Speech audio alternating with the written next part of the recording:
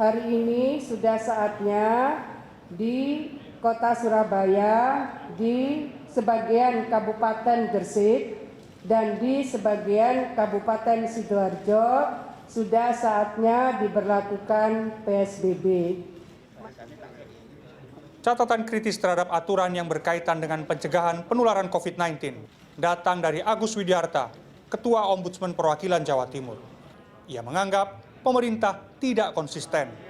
Agus menilai aturan-aturan yang ada dalam PSBB hanya memiliki daya paksa kepada masyarakat, sedangkan pemerintah acap kali melanggar aturan yang mereka buat sendiri. Agus mencontohkan aturan larangan berkumpul lebih dari 5 orang misalnya, berujung pada banyaknya razia dan pembubaran acara-acara warga. Sedangkan pada pemerintah, hampir setiap hari mengumpulkan banyak orang untuk rapat atau bahkan sekadar acara seremonial belaka. Kemudian juga pemerintah itu sendiri, agar mereka juga ikut melaksanakan apa yang tertuang di dalam peraturan gubernur Jawa Timur ataupun perwali Perpub yang mengatur tentang PSBB itu.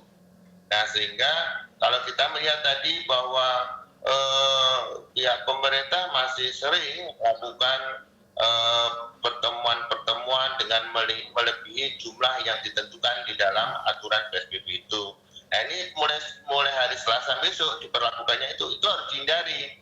Apalagi ada juga nih pihak oknum di dalam pemerintahan itu kemudian melakukan jumpa pers dengan banyak wartawan, mengundang beberapa kolega-kolega. Nah, itu harus dihindari, mulai dihindari. Pengajar Hukum Tata Negara Universitas Airlangga Surabaya, Herlambang Wiratraman menambahkan, ketidakpatuhan pemerintah pada aturan yang dibuat merupakan bentuk penghinaan terhadap hak asasi manusia warga negara yang dibatasi karena aturan PSBB. Ia mengingatkan, kalau pemerintah melarang warga, sudah sepantasnya pemerintah tidak melakukan hal terlarang itu. Maka seharusnya pemerintah pun ketika memberikan panduan atau pedoman termasuk kebijakan, maka itu berlaku bagi semua pihak, termasuk pengambil kebijakan itu sendiri. Contoh ketika melakukan pembatasan sosial berskala besar, tentu ini dampaknya juga harus dihitung terkait dengan mobilitas orang yang harus dibatasi, dan kita juga berharap bahwa pemerintah itu juga memberikan pembelajaran yang terbaik. Jadi dengan cara tidak juga menggunakan medium-medium yang mengundang publik yang justru tidak menghargai kebijakan yang dibuatnya sendiri dalam bentuk pembatasan sosial tersebut. Ini saya kira membutuhkan konsistensi dan juga